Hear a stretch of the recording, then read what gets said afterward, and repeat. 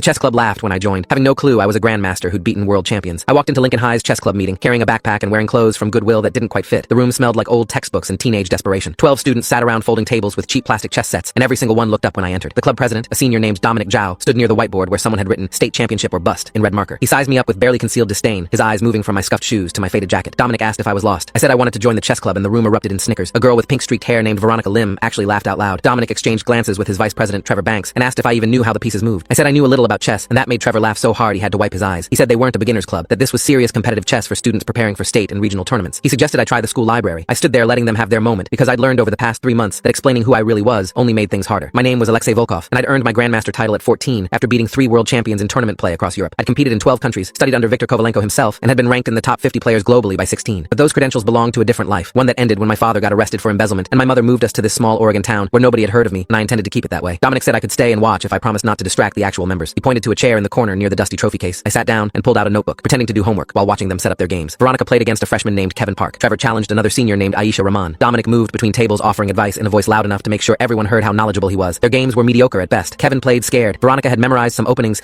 but didn't understand the underlying principles. Trevor played aggressively with no real plan. Aisha was actually competent, probably the best player in the room, but she kept second-guessing herself and missing obvious tactical opportunities. Dominic's advice was textbook stuff that showed he'd read about chess without really understanding it. Watching them was like watching someone who'd learned to cook from recipes but had never developed actual culinary intuition. After 30 minutes, Dominic noticed me watching and asked if I understood what was happening. I said it looked like standard positional play, and Trevor snorted. He explained in a condescending voice that they were employing advanced strategic concepts that would be way over my head. Veronica added that chess at their level required years of study. I nodded and went back to my notebook, writing down the position from Aisha's game and mentally calculating the forced mate in 7 moves that she was missing. Trevor's game would be over in 4 moves if his opponent saw the knight fork coming. I wrote it all down and said nothing. The meeting ended with Dominic announcing that the regional qualifier was in 6 weeks. He said Lincoln High hadn't sent anyone to state finals in 8 years, and this was their year to change that. As people packed up, Veronica noticed me still sitting there and asked if I'd be coming back. I said probably, and she exchanged a look with Trevor that clearly communicated they thought that was unfortunate. Dominic told me if I wanted to join officially, I'd need to pay $20 club dues. I said I'd think about it and left. My mom picked me up in our 15-year-old Toyota, and she asked how chess club went. I said it was fine, and she caught the tone that meant it wasn't. She asked if I told them about my background, and I said no, that we'd agreed I would keep that private. She looked relieved because she was still dealing with the fallout from my father's arrest, and the last thing she needed was reporters tracking us down. We drove home to our tiny apartment in silence while I thought about whether hiding who I was had been the right choice. That evening, I set up my chessboard and replayed games from world championship matches I'd studied years ago. The pieces moved in patterns that felt more like home than anywhere I'd lived. Chess was the only thing that made sense anymore. The only place where the rules were clear and talent actually mattered. I'd lost my father, my home, my country, and my reputation, but I still had chess. Nobody could take away the patterns I'd learned or the thousands of games I'd memorized or the instincts I'd developed. Those belonged to me regardless of where I lived. I went back to chess club the next week with $20 I'd earned washing dishes at a restaurant where my mom worked. Dominic took the money and wrote my name on a roster. He said they were doing a club tournament that day to determine seeding for the regional qualifier. Everyone would play everyone else in rapid games, 15 minutes per player. The winner would get first seed and the honor of representing Lincoln High as their top player. He looked directly at me when he explained that this tournament was only for experienced players, and maybe I should just observe since I was so new. I said I'd like to play, and Trevor laughed and said it was my funeral, and then everything changed.